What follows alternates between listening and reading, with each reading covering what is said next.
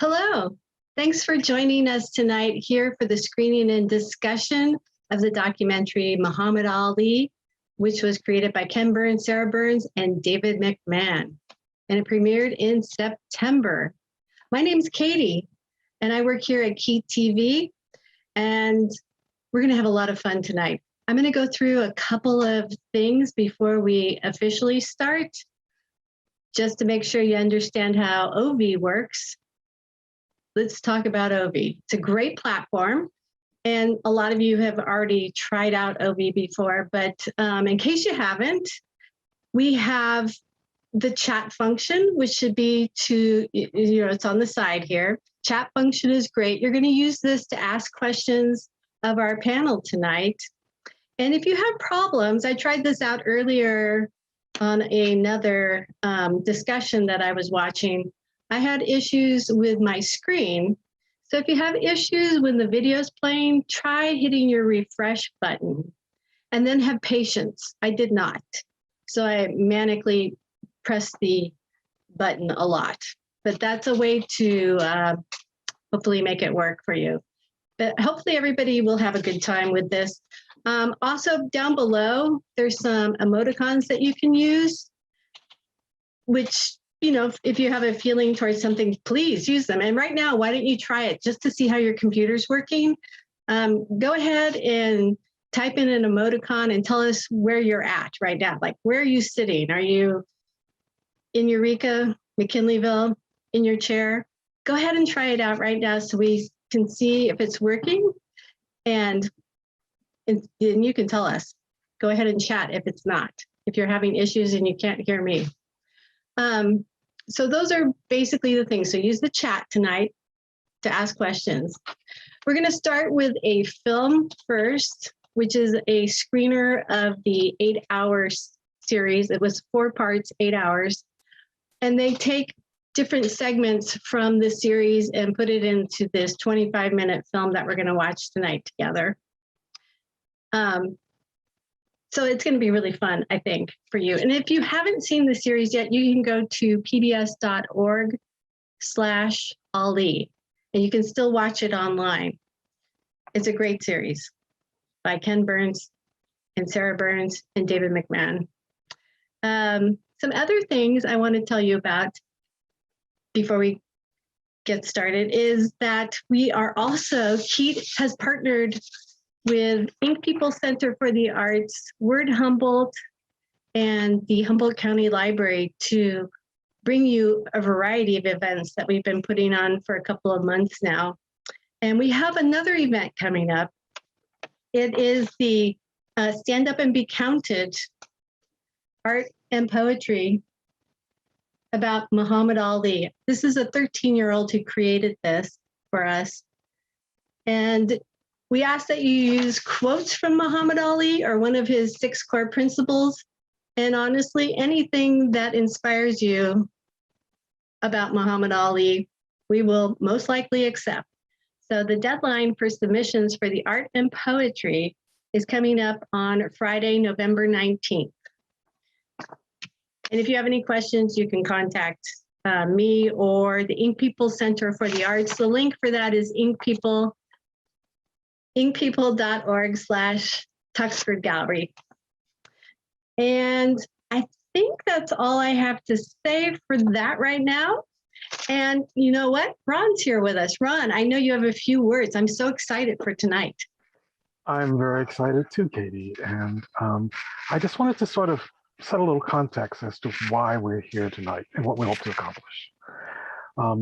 I believe that looking back at Muhammad Ali's activism gives us a window not just into this man who had a very principled style of activism, but also his times.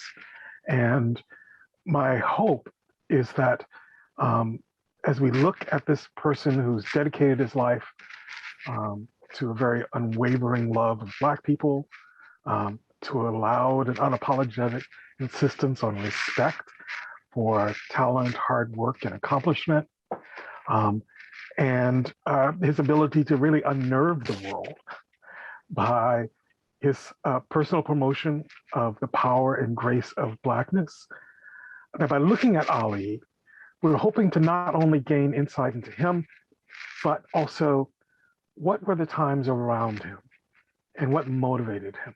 And perhaps through this lens, we can gain some insights into activism of today. So I hope our audience will join us in viewing this video and joining us in the discussion afterwards. There are many things we're going to be discussing.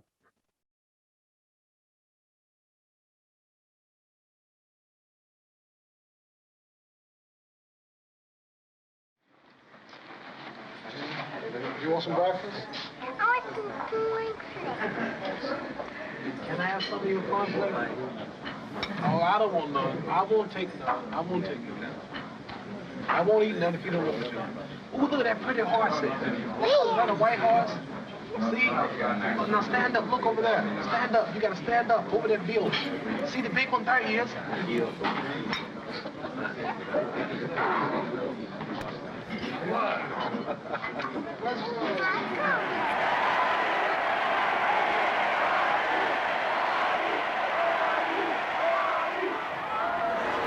My earliest memories that I can think of as a child with my father are walking through airports and being in crowds and feeling in the vibrations of people's clapping and shouts in my chest. And just looking at my dad, you know, like, who is this person? And it was all the time, anywhere we went. You're the greatest, we love you, and the clapping, and Muhammad. I loved feeling all the energy and the love that he felt. We now think of Muhammad Ali as this vulnerable guy lighting the torch in Atlanta, and everybody on the globe loves him. Black people like him, white people. He's a universal hero, like, but almost in a religious way, like the Buddha. But when he was in the midst of his career, and not just in the early bit, he was incredibly divisive. Boo, yell, scream, throw peanuts, but whatever you do, pay to get in. People hated him, whether it was along racial lines, class lines, Vietnam lines, political lines, religious lines, where they just couldn't stand him. And people, of course, had the opposite, and this was, I loved him, loved him. But you had an opinion about him. I ain't scared of nobody. It's gonna take a good man to whoop me. You can look at me, I'm loaded with confidence. I can't beat me. I had 180 hours to fight, 22 seconds to fight, and I'm pretty as a girl. Look how pretty I am. My long trimmed legs and my beautiful arms and my pretty nose and mouth. I know I'm a pretty man. I know I'm pretty. You don't have to tell me I'm pretty. I'm cocky, I'm proud. Never talk about who's gonna stop me. Well, ain't nobody gonna stop me. I say what I want to say. Ain't no more big talking like this. He was a pioneer, he was a revolutionary, he was a groundbreaker, a guy known simply as the greatest. I am the greatest. I've wrestled with alligators. I've tussled with a whale. I done handcuffed lightning and put thunder in jail. You know I'm bad. I can drown a drink of water and kill a dead tree. This will be no contest. Wait till you see Muhammad Ali. To have that chutzpah and to be a black man in America it was outlandish. Muhammad means worthy of all praises, and Ali means most high. And I just don't think I should go 10,000 miles from here and shoot some black people that never caught me. I just can't shoot it. I always wonder why Miss America was always white. Santa Claus was white. White swan soap, king white soap, white cloud tissue paper, and everything bad was black. Black cat was the bad luck, and if I threaten you, I'm gonna blackmail you. So Mama wanted to call it white male. They lied too. I love being around him. I love being around Muhammad Ali. You gonna float like a butterfly and sting like a bee. Ah, rumble, young man, rumble. Ah. The price of freedom comes high. I have paid, but I am free. Freedom, freedom, I can't move. Freedom, cut me loose. The winner and still heavyweight champion of the world. I'm the greatest fighter of all time. Won't let my freedom rot in hell. Hey, I'ma keep on running 'cause the winner don't quit on themselves.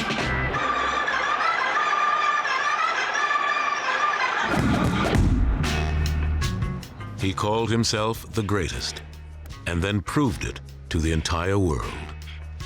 He was a master at what is called the sweet science, the brutal and sometimes beautiful art of boxing. Heavyweight champion at just 22 years old, he wrote his own rules, in the ring and in his life, infuriating his critics, baffling his opponents, and riveting millions of fans.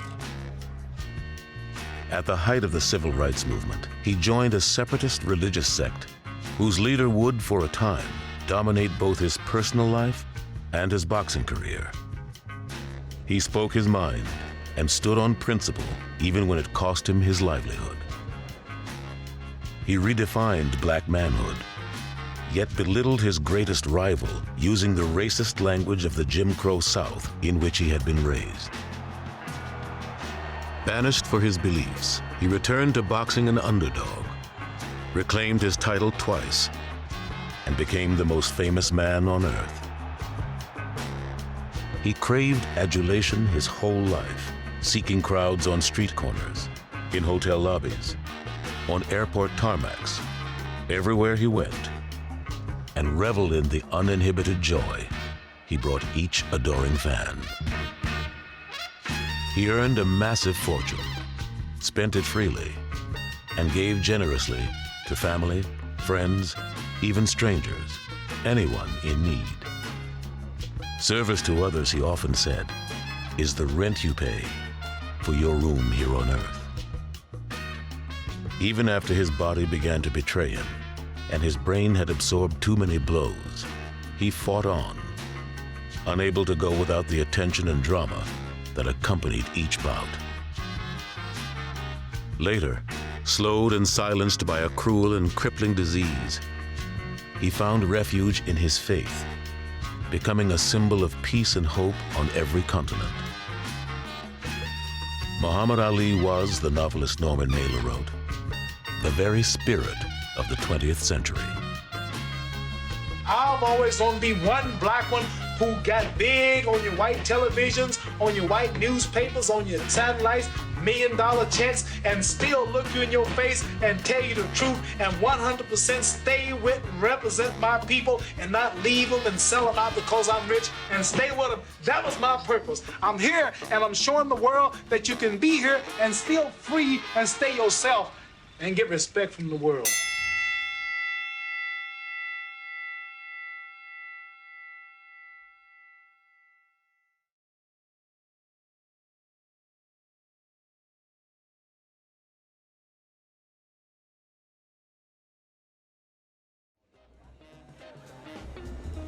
One day in October of 1954, 12-year-old Cassius rode his bicycle into downtown Louisville, while Rudy sat on the handlebars.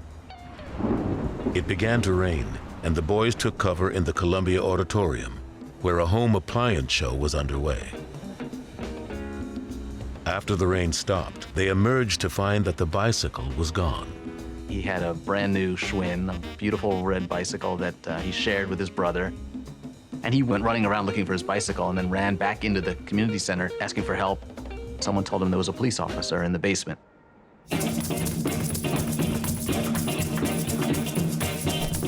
He went down, and the cop in the basement was this Joe Martin, who was running a little boxing school. Cassius told the story years later that for a minute he forgot about his bike because the sight of this boxing gym, the smell of the leather and the sweat, and the excitement, the action of boys in a ring hitting each other, black and white together. And he, reported the crime, and I'm going to get the guy, and I'm going to, kill him. Joe Martin said, well, do you know how to fight? Fight. And that was the beginning. Though his father was reluctant to let his son train with a white police officer, the lessons were free, and Cassius was eager to learn. At first, the young boxer did not impress Martin. He was just ordinary, the trainer recalled, and I doubt whether any scout would have thought much of him. Cassius didn't show any special talent right away, but he showed enormous passion. He knew instantly that this was what he wanted to do. Boxing was perfect for him because there's just two guys in the ring, and your eye is always going to be drawn naturally to the one who's doing the most moving, who's doing the most punching, who's moving the fastest. And that was him, and he knew that he could get the most attention that way. Just 6 weeks after he walked into Joe Martin's gym, Cassius Clay had his first amateur fight. I, at that time, was putting on a local television show here in Louisville, and I had amateur bouts every Saturday afternoon. First bout I put him in, he weighed 87 pounds. After defeating 14-year-old Ronnie O'Keefe in a split decision, Clay immediately announced to everyone that one day he would be called the greatest of all time. He was always been a little braggart. I'm the greatest and all that before he even got to be the greatest. We'd say, oh, shut up, precision run in your mouth. But as he got better and better, we had more respect for him.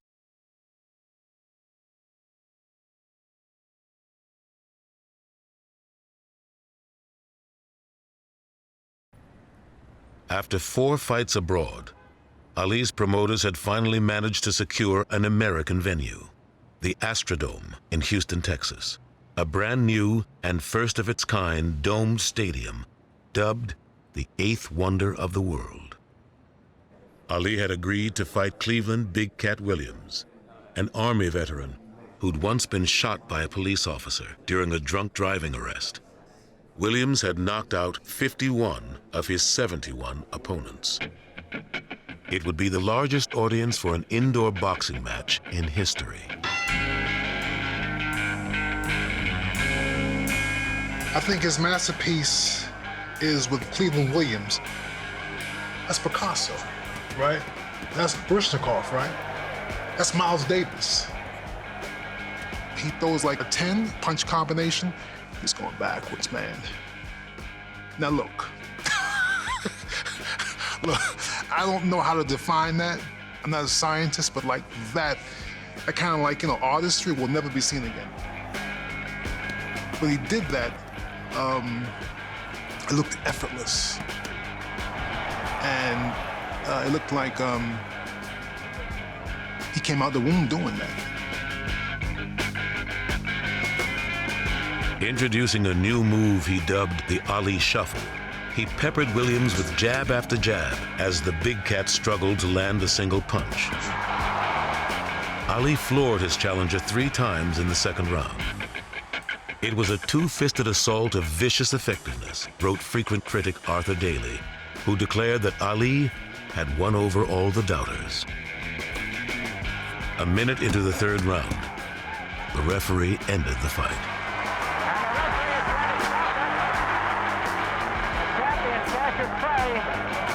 Will defend that title once again. And tonight he has successfully defended it against the man who was supposed to be the hardest hitter.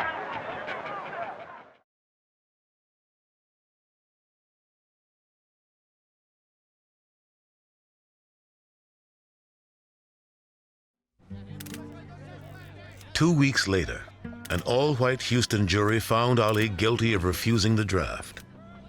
The judge, ignoring the more lenient recommendation of the prosecutor, sentenced him to the maximum, 5 years in prison and a $10,000 fine.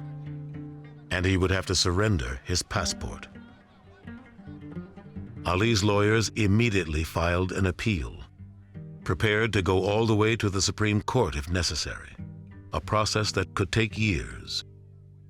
Ali remained free, but without his title or a license to box. He fully expected that he would one day go to jail for his beliefs. We who are followers of the Honorable Elijah Muhammad, the religion of Islam, we believe in obeying the laws of the land. We are taught to obey the laws of the land as long as it don't conflict with our religious beliefs. Will you go into service as such? This would be 1,000% against the teachings of the Honorable Elijah Muhammad, the religion of Islam, and the Holy Quran, the holy book that we believe in. This will all be denouncing and define everything that I stand for. This would mean, of course, that you stand the chance of going to jail as a result of not going into service. Well, whatever the punishment, whatever the persecution is for standing up for my religious beliefs, even if it means facing machine gun fire that day, I will face it before denouncing Elijah Muhammad and the religion of Islam. I'm ready to die. When I think about him saying, if they want to put me before a firing squad tomorrow, I'm ready to die before I abandon my religion.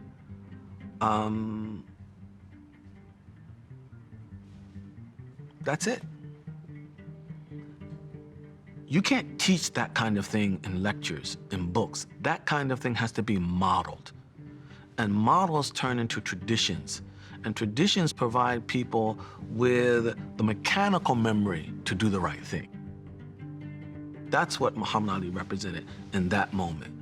I mean, anybody now faced with a major decision in which the right way is clear and the wrong way is clear, but the consequences are dire, now they have a model that they can fall back on, psychologically, emotionally, spiritually. That's what Muhammad Ali represented in that moment.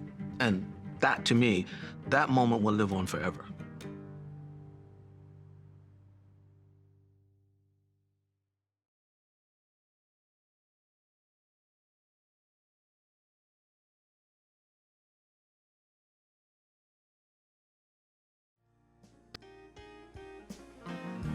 The court unanimously threw out the conviction of boxer Muhammad Ali, or Cassius Clay. On June 28, 1971, as Ali was leaving a corner store on the south side of Chicago, the shopkeeper heard the news and ran after him to let him know.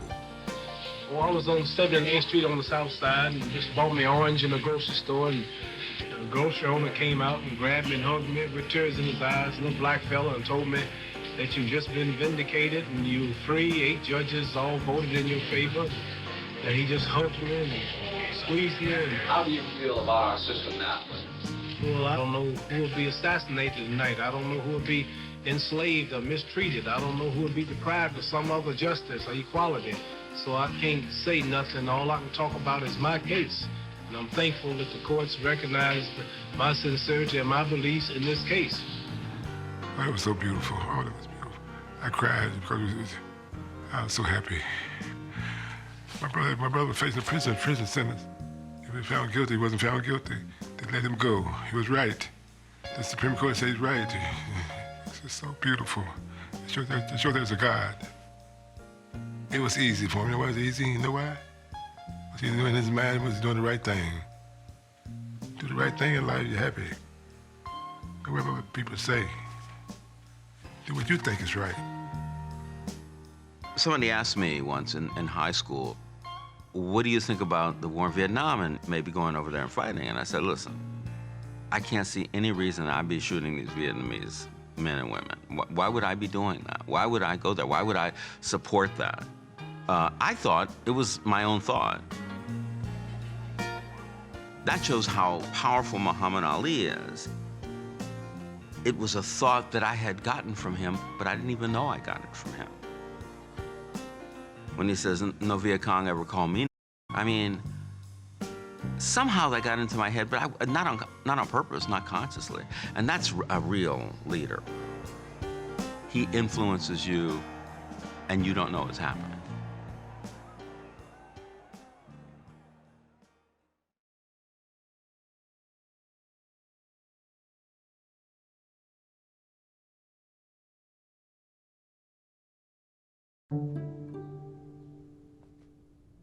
His devotion to Islam increasingly shaped his daily routine. He prayed 5 times each day, facing Mecca, called friends to discuss the differences between religions, and distributed autographed pamphlets that he hoped would help correct common misperceptions about his faith. When he traveled in the Muslim world, massive crowds greeted him as Muhammad Ali Clay to distinguish their hero from thousands of faithful Muslims also named Muhammad Ali. During a goodwill visit to Pakistan in 1987, Muhammad and Lonnie visited schools, hospitals, and mosques. They delivered canned milk to an Afghan refugee camp along the border and encouraged guerrilla fighters there in their long struggle to evict the occupying Soviet army from Afghanistan. He needed love like he needed air to breathe. So the people did probably more for him than he did for them, if not at least equal. You know, so he was so grateful for the love they gave. He was so grateful for that. In 1989, he was on the road more than at home, visiting England, Senegal, Switzerland, and Saudi Arabia. In April, he and Lonnie made a pilgrimage to Mecca during the holy month of Ramadan. Ali had visited Mecca before, in 1972, but now admitted that he hadn't fully appreciated its significance and acknowledged that his commitment to his religion had long been imperfect. I fit my religion to do whatever I wanted. I did things that were wrong and chased women all the time. Everything I do now, I do to please Allah. One of my father's favorite sayings was, rivers, lakes, and streams all have different names, but they all contain water. So do religions have different names, but they all contain truth. He always taught me that there's only one true religion, and that's the religion of the heart, he would say. And as long as you do right and you treat people right, you know, I believe you'll go to heaven no matter what you call your religion.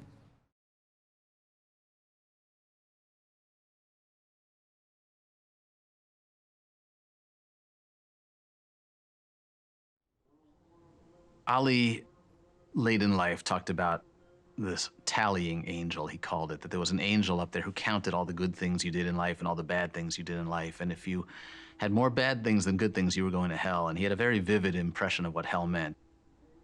And he acknowledged that he had a lot of negative marks, that the tallying angel was not going to be happy with the way he had treated women in particular.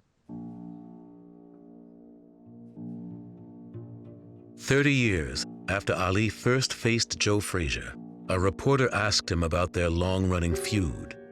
I called him a lot of names that I shouldn't have called him, Ali admitted. I apologize for that. I like Joe Frazier. Me and him was a good show. Frazier never forgave Ali. Later, he expressed sorrow at having abandoned Malcolm X. Turning my back on Malcolm was one of the mistakes that I regret most in my life, he wrote.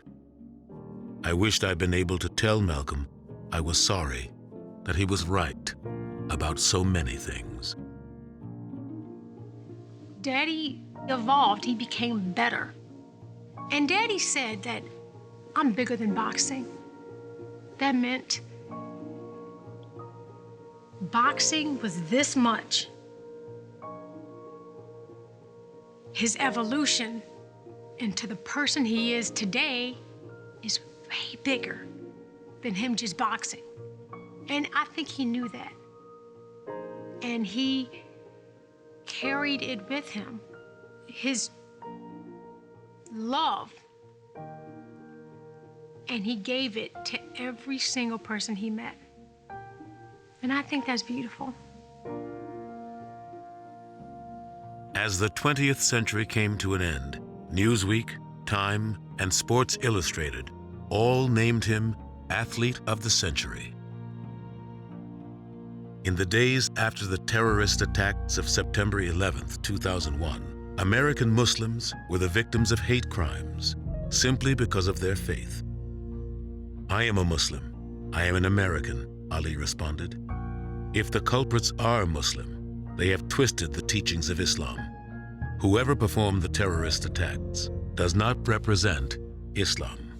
God is not behind assassins.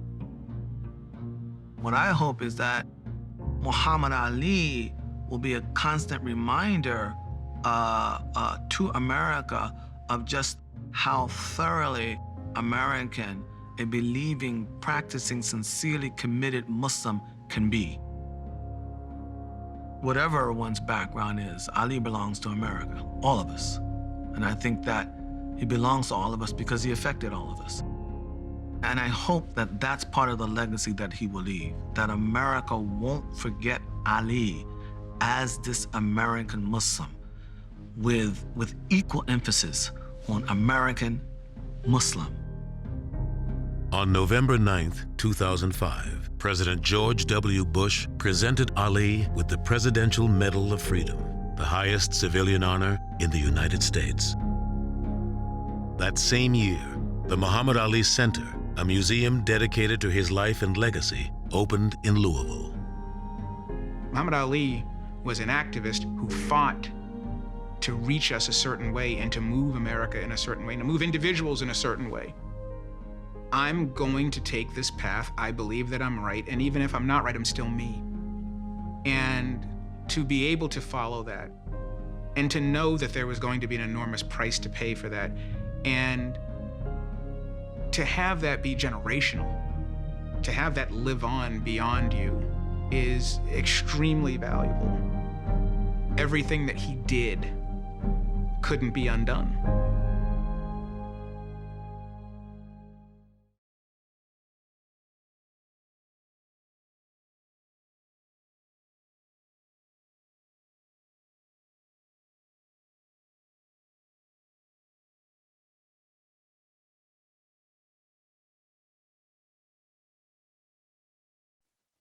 Welcome back, everyone. I hope you found that sort of overview of Ken Burns' really deep documentary on Muhammad Ali informative. And just to remind folks, our question tonight really is, what can we learn and what do we need to sort of unlearn from Muhammad Ali and his era and his style of activism in order to be effective change agents in these times? I sort of want to begin with a snippet from my own life. Just for those of you who are joining us late, my name is Ron White. I'm a senior advisor at the Humboldt Area Foundation and Wild Rivers Community Foundation. I grew up in the Deep South in Columbus, Georgia. In the, 1951, I was born, and have been active with social change for a number of decades. The neighborhood that I grew up in was an all-black subdivision, of course. This was the time of de jure segregation. And so it was called Carver Heights, and named after George Washington Carver, none other than. And I grew up on Fisk Avenue. Those of you who are familiar with Black culture know that Fisk is one of the HBCUs. And the cross street was Morehouse Road. So there were great aspirations for the folks in my neighborhood, mostly Army vets and retired teachers. My first memory of Muhammad Ali coming into public conversation was, of course, seeing him on television. And then because as a family, we literally watched Saturday night. We literally watched Saturday night boxing every time it was on. And I remember my mom just having a really negative reaction to Muhammad Ali, then Cassius Clay. I mean, she was not so much against him, but she says, basically, it's like, that boy needs to quit running his mouth. He is going to get us all killed. And what if he loses? Saying, I'm going to take this in 4, or 3, or 6 rounds or whatever. He's just going to make a fool out of all of us. And while she had that sense of really being protective of us and the larger community, kids in the neighborhood were like, yeah, he's the greatest. He said he's the greatest. He's the greatest. He actually said that on television, and he's not ashamed of it or hiding it. He's the greatest, just for saying he's the greatest. And so there were these two kind of sides that were active in my neighborhood, one represented by younger, youthful folk, and the others represented by my mom and probably older folks like her. So just to sort of begin to explore this question, we have 3 panelists with us here tonight. Marcus McDougald, James Braggs, and Aundrea Stuckey. And I'm going to begin with a quick introduction of each of you, and then ask you, what was your earliest memory or earliest reaction to Muhammad Ali? So Marcus, you are an award-winning creative director and documentarian with a background largely in sports, music, and fashion. Currently president of creative and branded content for Los Angeles Football Club, having helped start that team in 2015. That team is now a Major League Soccer's fastest growing and most valuable franchise. As a documentarian, I understand that you're primarily interested in telling stories that reflect specifically communities of color and that celebrate our many nuanced cultural achievements. I'm wondering if you could tell us what is your earliest memory or recollection or reaction to Muhammad Ali and his legacy? That's a great question. If I reflect back, I think it would be harder for me to tell you what my first reaction was or experience with Ali was. But growing up in a household like yourself that celebrated, the sport of boxing every week or every weekend, it was something that was always around, and there was always generally a fighter that my family and I were rallying for. Growing up in a family that had sort of on the periphery some relatives that were boxers. It was just something that you participated in and or watched on a regular basis. I think just realistically, given my age of 37, Ali, I think I understood him retrospectively, as a collection of stories and really great historic fights that were sort of this amalgam that created this mythic figure, less so understanding him and his evolution and how has kind of the social perception changed over time. So it'd be hard to put my finger on one moment where I said, okay, there's the greatest.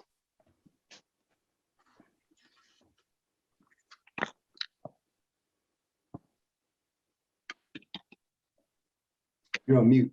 So for you, nevertheless, he was an amalgam of all these, so almost like a legend. And he died in 2016, and so someone who had already established a legacy, three-time champion, and sort of stood out in the history of boxing in your family.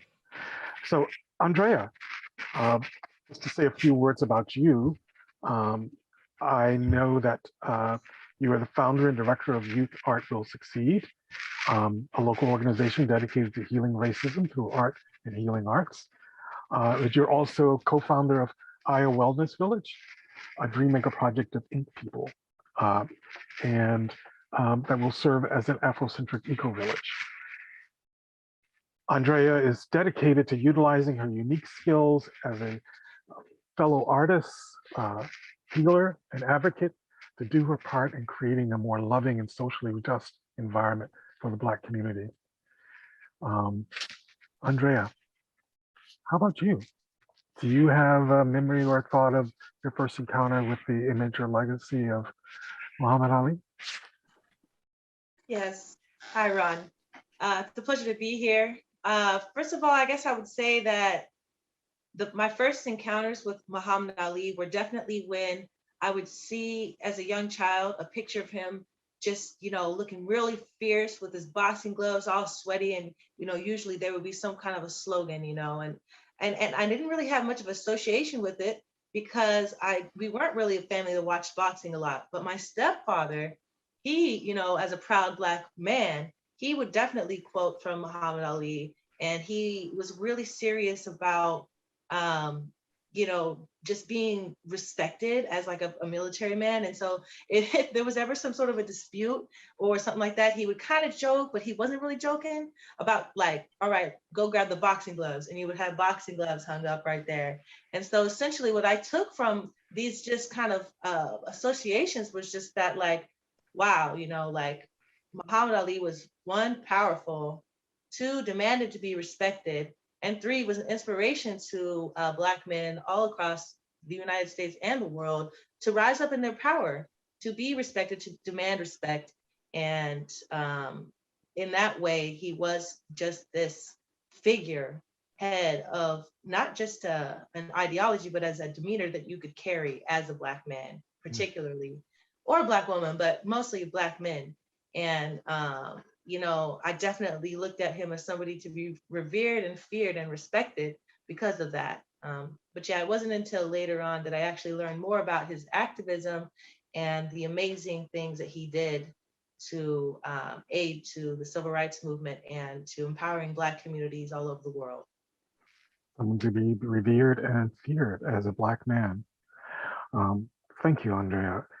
James,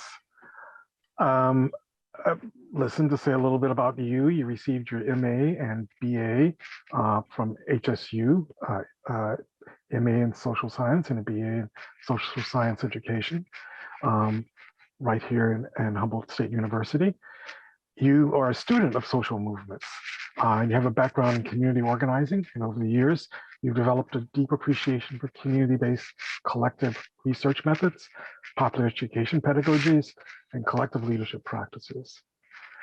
I know you personally, and I know that you have a deep commitment to racial and economic justice, youth leadership development, and human rights struggles for the developmentally different and the disabled. In addition to your community work, you spend your days as a behavior consultant, supporting people with developmental disabilities and their families to learn and grow in Humboldt County. Do you have a memory or recollection of your first encounter with James, with Muhammad Ali's image? Thanks, man. It's good to be here with y'all, man. I'm really looking forward to our conversation. Yeah, you know, the first thing that kind of comes to mind is the countless like barbershop discussions that would go down, and would go down a little something like this.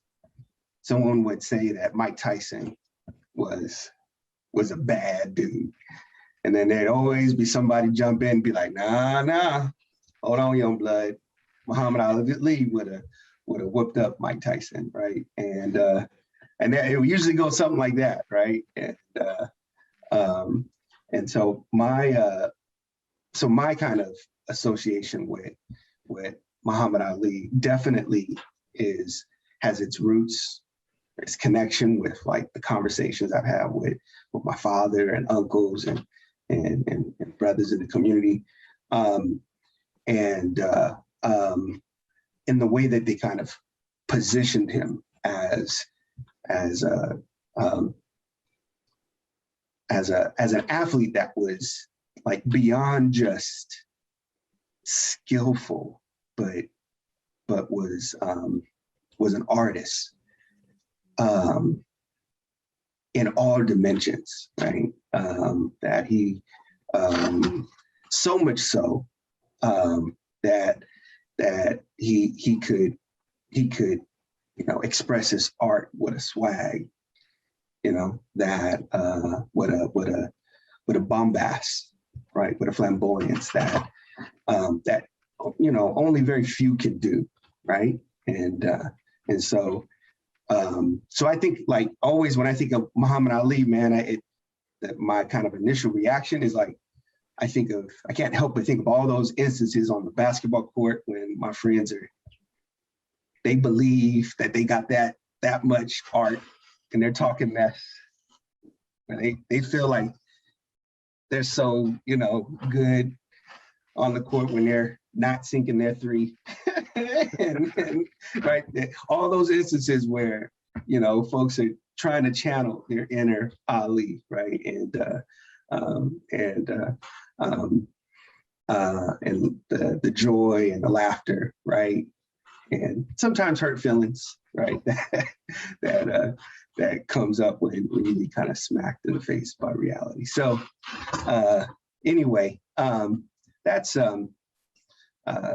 those are some of my initial memories. One other thing I'll say right off the bat that just kind of comes to mind is I'll stop there. That's what that's. So Ali's influence on the ongoing swag and braggadocio that happens. I mean, even over a game of dominoes. I actually carried it into a game of chess with my wife until like she checked me on it when we were first together. So there is that influence, and to be able to do that with art and not just skill, yeah, that's a whole new dimension.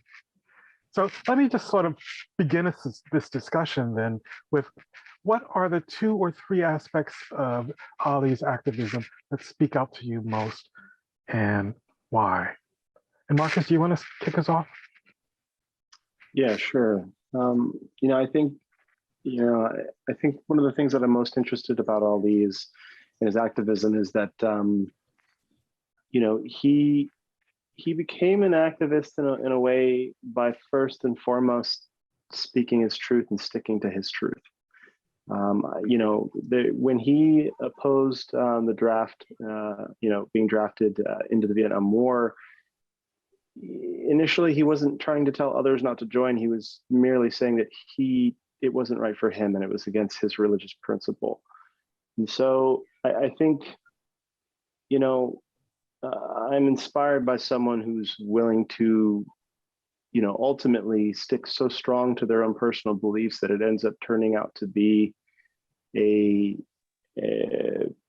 such a social, it sends shockwaves through the world. I can't help but think of, other more contemporary folks who have done the same by just sticking to their own truths, not necessarily telling others how to live, but by sticking to their truths, and how that can sometimes be the trim tab, if you will, the smallest rudder on the boat that causes the entire boat to turn and head in a different direction.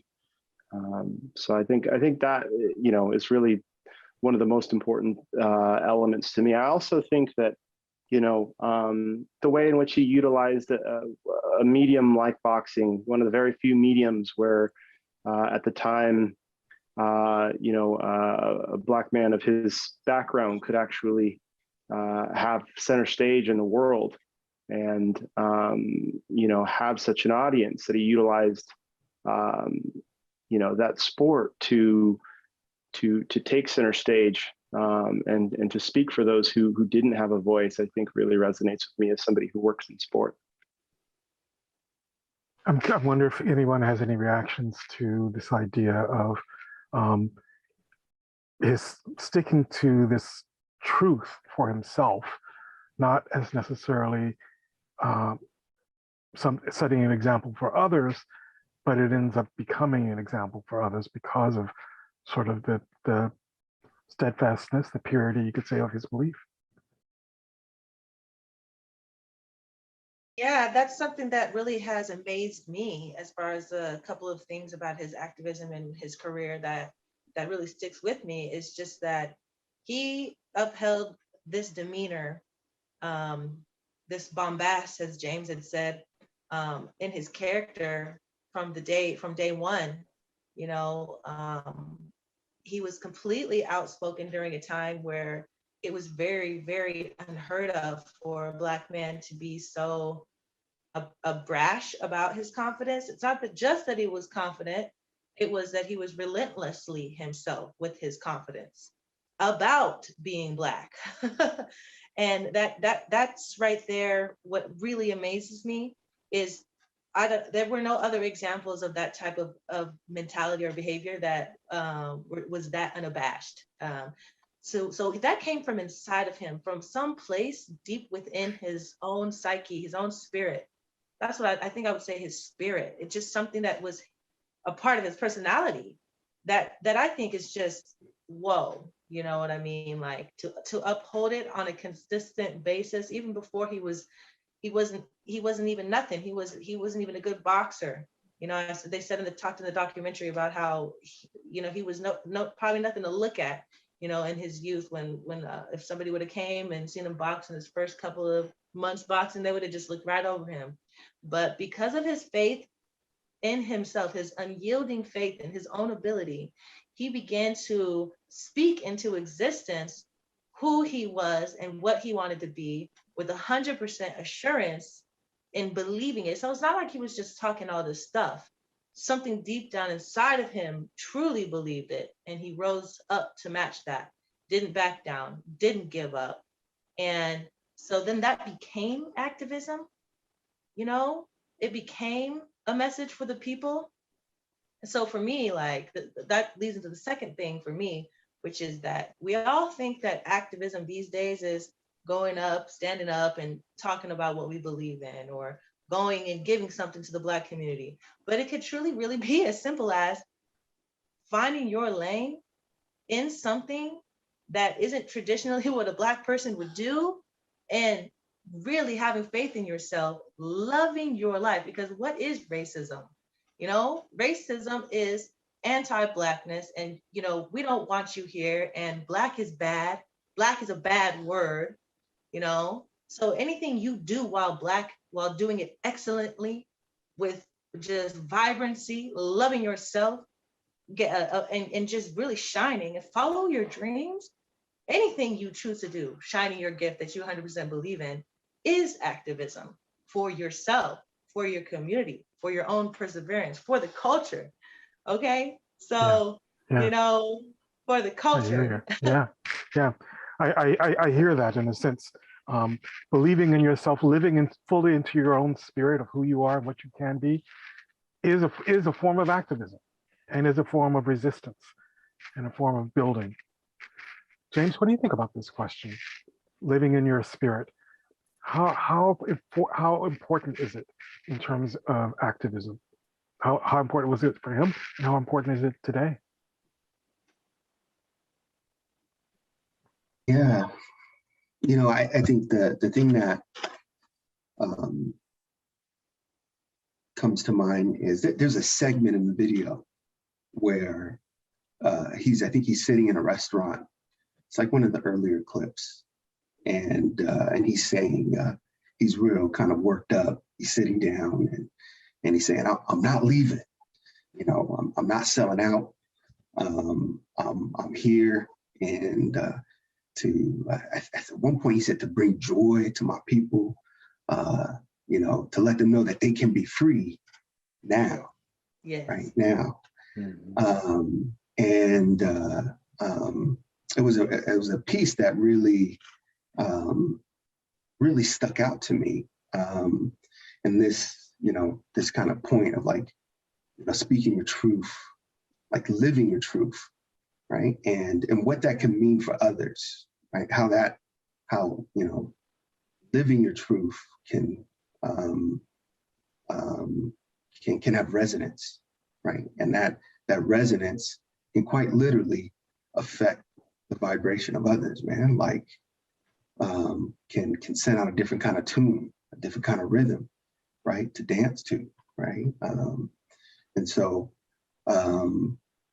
I think a part of that truth that he was both living for himself, but also, I think, you know, attempting to express for others, right? For us, right? To show to us is that we are valuable, right? That our lives mean something, right? That there's meaning and power and beauty in our lives, right? And that you can be free now, right? That you don't have to ask for it, right? You don't have to go and demand it or protest for it, right? That your freedom, your liberation is a, you know, we've heard this multiple times, but it is a state of mind, right? Yeah. And so and I love myself so much that I'm not going to allow somebody else to put me in a position to take somebody else's life, right? To devalue somebody else's life, right? Right. I know my value, right? And it's beyond just my career, right? It's more than just my profession. It's more than just the title. My value transcends all of that. Yeah. Right. And I think that because we tend to get caught up in that we struggle to find value in our work, right? And the money we put in our pocket, right? And the things we can accumulate, the possessions we can accumulate, and we lose sight of that. And so I think that's I think one aspect of what that means for me, right? Him living this truth, right? And speaking it, right? Beautiful. So I want to sort of go back to Ali's beginnings. He started boxing when he was 12 years old. That was 1954. And that same year, there was Brown v. Board of Education, 1955, the death of Emmett Till in Mississippi, horrifically killed for no other reason than apparently smiling at a white woman in a store when he was visiting down south. And also 1955, Rosa Parks and the beginning of the Montgomery bus boycott. He's barely 22 years old. It's 1964, and he becomes the heavyweight champion of the world. How do you think his youth played a role in his pushing the boundaries with his outspokenness? Do you want to go first, James? I mean, he had energy. Like, have you ever met a 22-year-old healthy man? Anywhere between, I grew up with all boys, anywhere between 15 to, I don't think my oldest brother started to calm down, be a little bit more chill until he was, I don't know, 37. You know, was just having tons of natural energy. And he just completely knew how to channel that in one direction of boxing, of being beautiful, of not backing down in his freedom to be himself. And all that energy funneled into yourself like that, like at that age, you know, a lot of people don't get to that point of where they're taking all that energy, you know, and focusing it on one thing until later, unless they have, you know, whatever niche that they're doing. It's kind of a rare thing. I mean, a lot of people do it in their sports careers and this and that, but he just did it in a really special way during a really special time where we really needed him to do that. When the Black community really needed him to do that. Not just the Black community, the whole world needed to see a Black man relentlessly following his dream and relentlessly being proud to be Black, and not even just to be Black, to be himself and to be free, like James had said, in the moment. Like, it's like he said, like, you're free now, you know, like so many people trying to take power from us, whether it's a governmental force, whether it's a social belief, whether it's whatever, your power and your energy can be drained from you, which takes you away from what you really want, you know, and how do you even know what you really want? And it just rounds me back up to the point of feeling amazed that he, in that environment with all of that oppression, was able to realize that. Yeah. So this energy inwardly focused and honed to a level of really perfection and skill and artistry. What do you think about youth and Muhammad Ali's early start, Marcus? Yeah, you know, I think youth definitely gives one a certain license to be outspoken, since the notion of, you know, adolescent angst provides certain container, you know, if you will, for folks to populate their grievances or their frustrations. And I think because of that, when he was primarily outspoken in a way that was celebrating his prowess in the ring, I think he was in some way vilified, but at the same time celebrated by the populace, right? I think that was that he was a bit of you know, he was still safe in that sense. Like he was an outspoken athlete, but I think as soon as it turned, his attention turned towards, say, governmental constructs or social constructs, I think that's where, and again, this is when he's slightly older, that's when it became a bigger issue. And I think that's something that maybe we haven't seen mirrored, but definitely echoed throughout time with athletes, you know. So, I mean, I think this is an important point, right? Because if he had just been a showboater, if he had just been a showman, if he was just flashy, like they mentioned in the longer Ken Burns series, you know, he saw Gorgeous George, the professional wrestler, and he said, that guy's onto something. But he actually took it to a different level, because not only did he sort of bring many more people in to watch the sport of boxing, because a lot of people wanted to watch him fail. I mean, he was like, you know, boo, throw peanuts, do whatever you have to do, but buy tickets. So he not only elevated the sport of boxing and made it a larger than life spectacle. You know, it wasn't just a fight. It was the rumble in the jungle. It was, you know, the fight of the century. But he was, and he rhymed about it.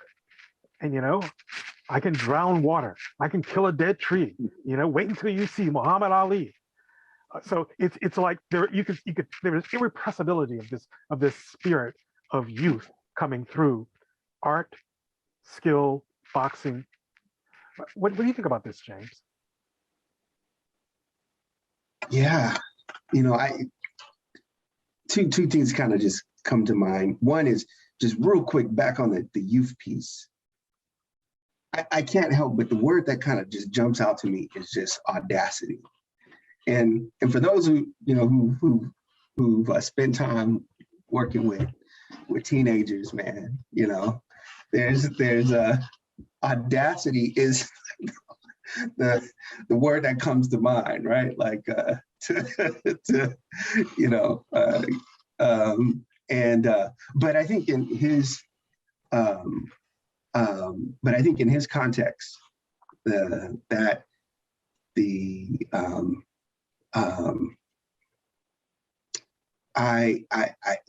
there's something to be said about like I can't help but think about the performance, right? Once again, as an artist, you know, him being self-aware of the fact that he's a performer, not just as a boxer, but that there's a theater, right, that he's constructing, right? But on another level, man, I also can't help but think about like the mask that he has to don in order to perform, like what he had to do to you know, to gain the attention of his audience, capture it, and then direct its gaze, right? And he was very artful in that. He was a master in that, right? At the same time, it costs. You know, it cost a lot, right? And you know, he took creative license, and you know, he regretted some of the decisions he made when he was on that stage, right? Right, in terms of distributing Fraser, right, and I think that that's something that, you know, we, you know, folks of color, in particular Black folks, man, like the performance that we have to engage in, right? What we have to do to assert our value, right? To assert our dignity, to produce value, right? So that we can survive, right? And so I think there's a number of kind of pieces there, but I think it was because, you know, he was building the stage, building the theater, so that he could grab the mic, and I think there was the message, what he was able to share, was disruptive, right? It helped shift there. So I don't know, man. I think that those are some of the things I kind of chew on with him, and how it's different now. In large part because everybody has access to a theater now, right? Everyone can grab a mic now, in a way that they couldn't, you know, even 20 years ago, right? And so I think that we're in a moment now where we need something different, because everybody grabbing a mic, I don't know, is necessarily what is needed in this moment. Anyway, I'm not sure if I'm responding to the you are, and I want us to get to this point of what is different. What do we need in this moment? But I just want to linger a little bit longer on his use of poetics. Yeah. And Valerie put in the chat that Ali was a wordsmith. I guess part of me also thinks about the role of art in social change. I mean, his poetics was actually about Black pride, Black grace. I mean, I always had the feeling when I listened to him that even though he was saying, me, look how pretty I am, just look at this body, don't ever bet against me, nobody's going to beat me. But he wasn't just talking about himself. He was really talking about all of us. Like, we are invincible. We are beautiful. We are the fulfillment of all of your dreams. And yeah, you keep betting against us, you will lose. You will lose. And I keep thinking about the fact that, the civil rights movement literally sang us into a level of freedom. Right? I mean, all of those qualities, those songs, ain't nobody gonna turn me around. We shall overcome. The use of calypso music, where lyrics were improvised on the moment to talk about the current situation of civil rights, who they were going against, and how they were going to actually outsmart him. Or outsmart society. I mean, you look at people like Bernice Reagan and the Freedom Singers, and then that parallel folk tradition that also infused it from outside, and it's riddled, really, with poetry. What is his unique take on that? What is particularly Black about the way in which he used language and poetics? Marcus, do you have thoughts about this?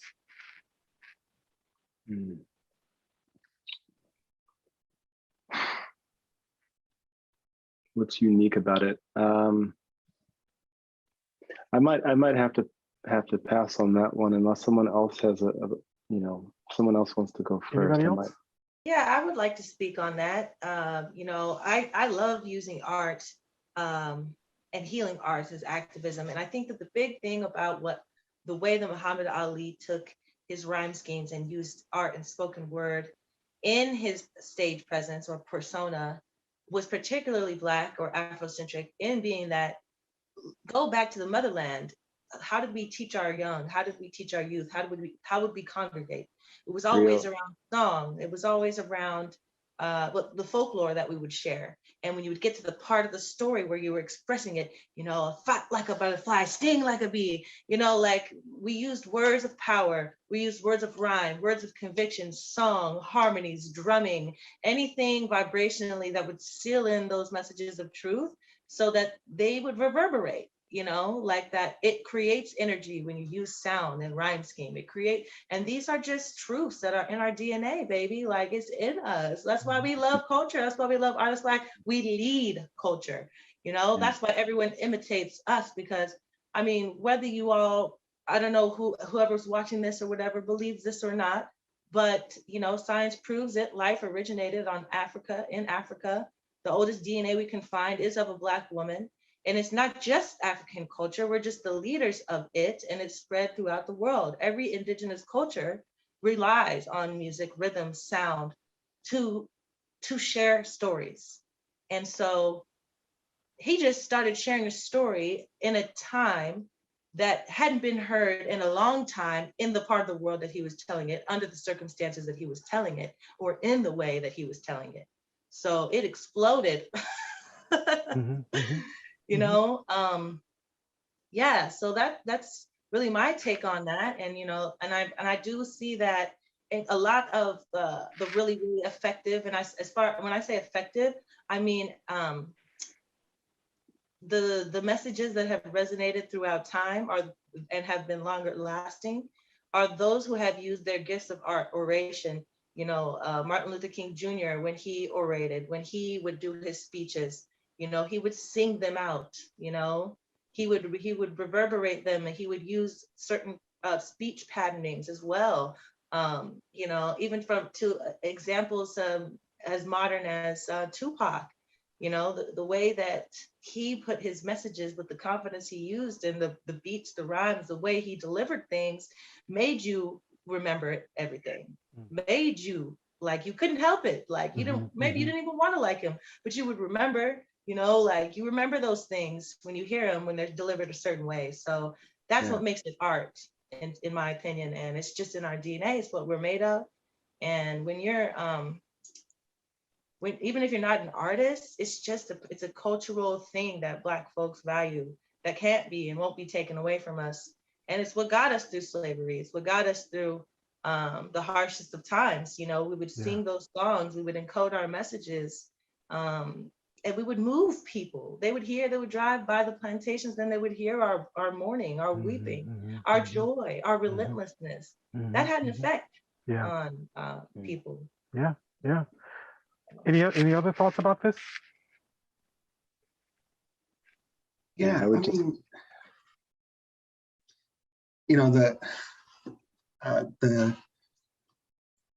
word that kind of comes up is not to get all, you know, academic here, but is homiletics, right? Like the art of preaching, right? If I'm using that right. Yeah.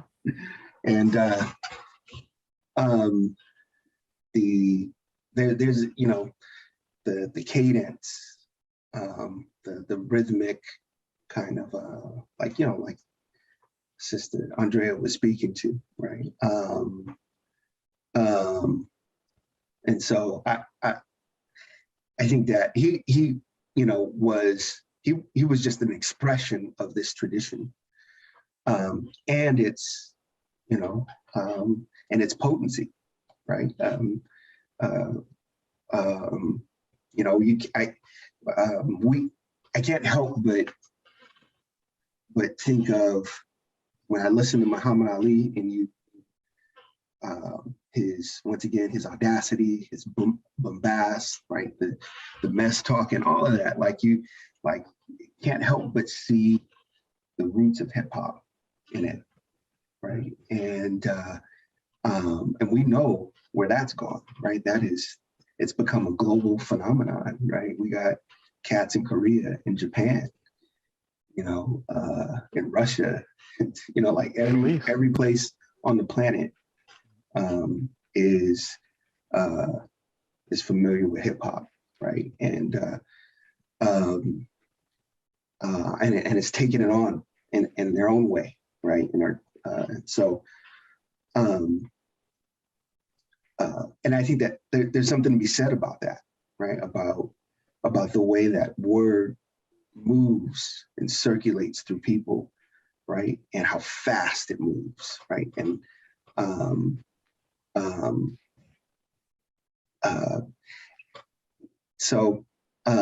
and when it's resonant, it's quite literally unstoppable, right? We're kind of getting to, you know, once again, it's hard for me to not bring it into this moment, but we've, you know, folks have realized that it's so powerful that you can make money off of it, right? Right? That figure out how do you take, how to circulate a message fast, circulate images fast, right? And how to, you know, make something viral, right? And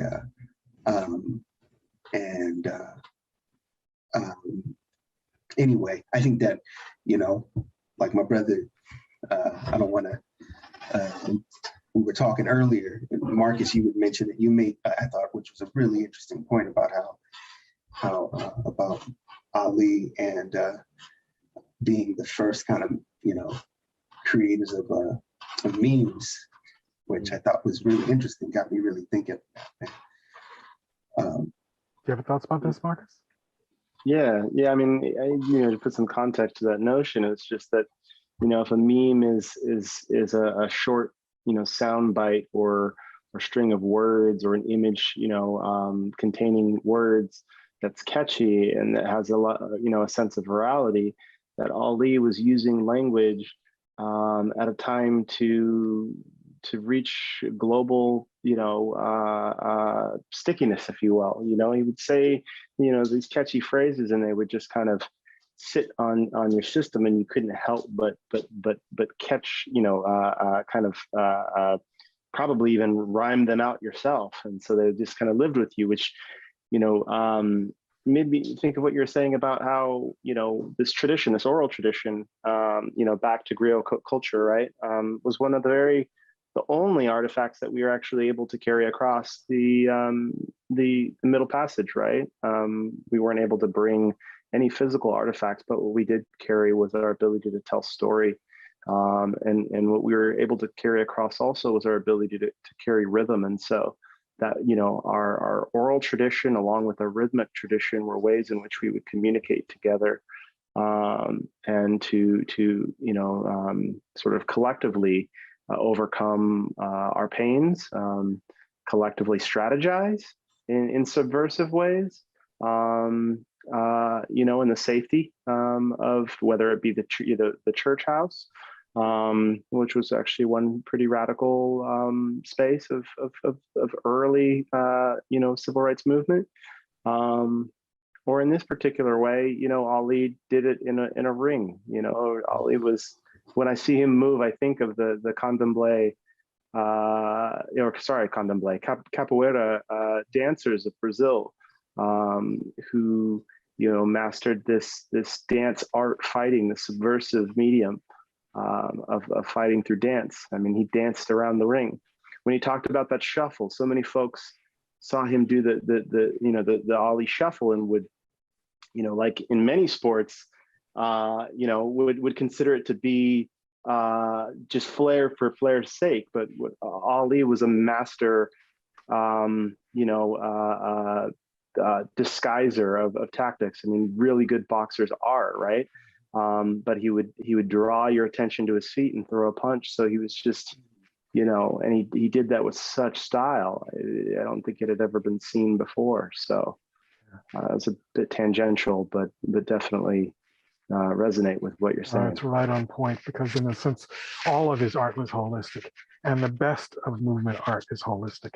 It's of a piece with the message. So I want to move forward in his life a bit.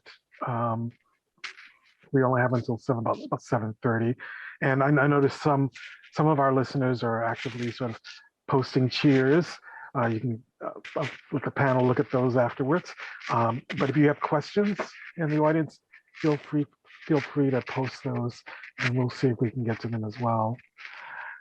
So during the height of the modern civil rights movement, which I guess I would put between 1955 and 1967, and the anti-colonialist liberation movements in Africa especially, but other countries as well, starting in the 1960s, Ali chose a racially separatist stance with the Nation of Islam in 1964, after his first heavyweight bout.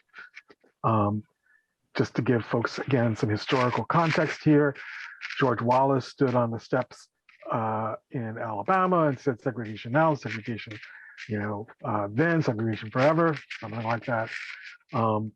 There was the bombing of the 4 little girls in the Birmingham church in 1964. You had a variety of organizations to choose from on the national front, right? You have the Congress of Racial Equality, you have the Student Nonviolent Coordinating Committee, you have the NAACP, you have the Southern Christian Leadership Conference, and you had Urban League, and many, many local civil rights organizations. So it wasn't like he didn't have a choice. The movement has always had a variety of strategies and a variety of choices moving forward.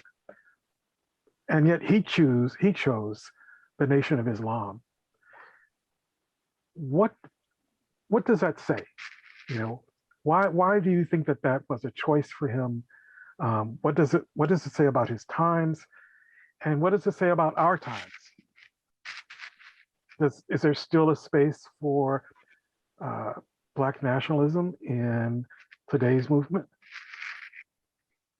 Well, I personally feel like it definitely has to do with people's capacity and tolerance level. And, you know, when you, like after what happened with George Floyd, oh man, you know, Black people in my community and our community here in Humboldt just really wanted to be together. And it was really hard to face our white community members or non-Black community members with the pain that we were experiencing from that trauma, the shock of that trauma, because, you know, it's like, I don't want to be bombarded with 50,000 questions about how I feel about this or that. I'm tired, you know, like it's an energy output to try to explain the Black struggle.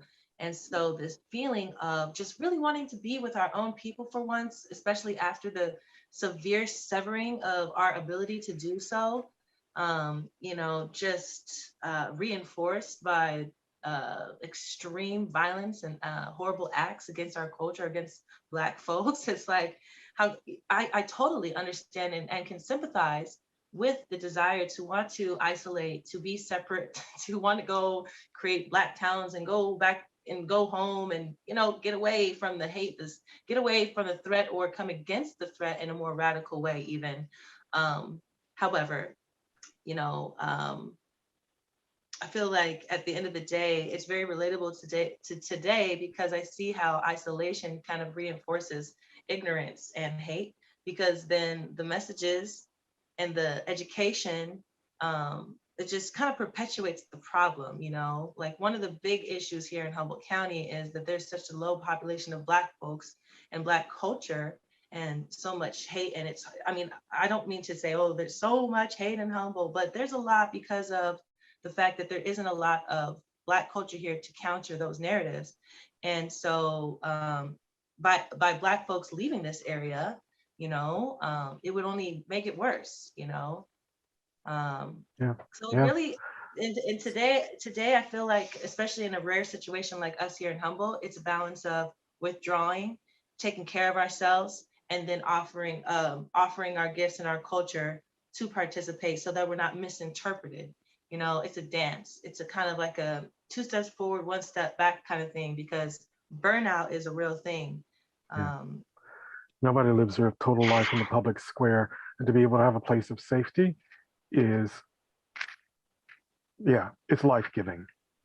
Yeah. And so I think what I'm hearing you say is that his separation or stepping into a religious sect that was separatist was in a sense a place of safety for him. Yeah, absolutely. What does others think? And how relevant is it for today?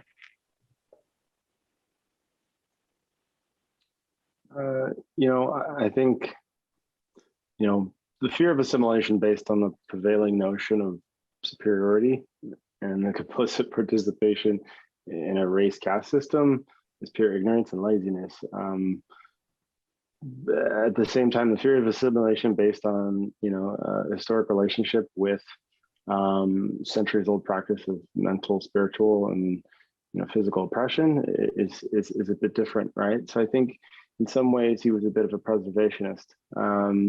You know, I think that he was preserving his Blackness in maybe in spite of his Americanness. I think that's a, you know, probably opens up the conversation around, you know, maybe an age-old conflict of Blackness in the face of Americanness, you know, so famously, you know, brought to our attention by the writings of W.E.B. Du Bois, this notion of double consciousness. I think at that point, you know, having reached the highest peak of success as an athlete on the stage of the Olympics, representing, you know, this country, only to come home and to be, you know, basically denied service in a diner while he held his gold medal, the highest achievement possible for an athlete, really spoke volumes to his understanding of the double consciousness that existed in this country and even within himself. So I can't fault him for preserving, trying to preserve his blackness in the face of his Americanness. So in a sense, he chose his blackness as part of essentially himself over, we could say his Americanness, but it's really like, yeah, you're kind of in because we did send you to the Olympics and we're really proud that you won that gold medal for the United States. And you're kind of not because no, you can't eat here. No, you can't sleep anywhere you want to. I don't care how much money you have. You can't even imagine. What are your thoughts about this, the role of separatism, and what does it say? Is there a role for that today, James? Yeah, I mean, I can't help but in Ali's case think about the context, right? That moment. We have the height of the civil rights movement, and you also have the intensification of white wing forces pushing back against the Black freedom struggles, right? Violently, right? And so you have this moment where Malcolm X was real clear about what he saw as kind of like insanity, right? Insisting on integrating into a burned house, right? And insisting on demanding recognition from a system that is historically designed to erase your existence, to not recognize you, right? And so to me, given that kind of context, given the violence and repression, all the hard work that you see your folks doing to just vote, right? Just to vote, and being met with such vitriol, right? That to me, it makes a lot of sense that Black folks, in particular Black men, would see the NOI as a potential, as a place of refuge, right? Despite its contradictions, right? See it as a place of refuge, right? And that's what and as an anchoring, right? In the midst of all that. That being said, the kind of the context now is, I think that, on a broader scale, if we're not just focusing on the NOI, we look at the connection between religion and nation states, right? And the work that has to be done to produce a citizen, right? It is quite dangerous. And when you kind of bring those two together, when you bring, religiosity and you bring statism, or, it can be very dangerous. And we see this kind of across the planet, where people who are suffering and struggling and having are desperate, are reaching out and looking for answers, right? And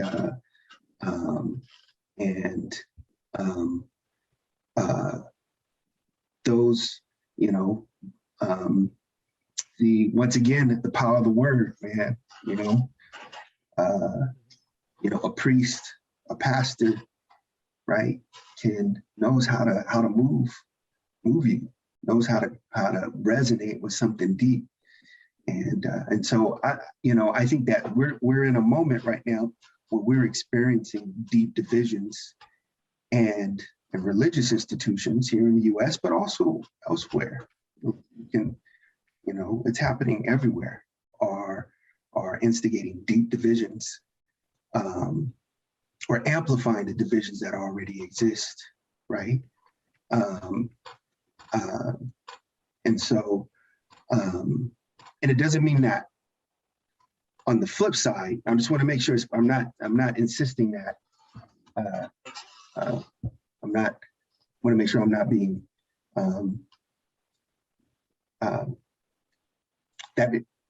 that there is a flip side of that, where we do see, religious practices in communities able to bring people together. But what we're seeing it happen, I think, in really intense ways here in the US and elsewhere. So I think that's a really important message in terms of a cautionary tale. We are actually at 7:31. I cannot believe how quickly this time has flown. I want to thank you all for your amazing insights. If I had one gift to give to the future movement, it would be your insights, your energies, your cultural awareness, and your understanding of how to walk that fine line between self-preservation and self-gift in order to make for a better world. All right. Thank you and good night.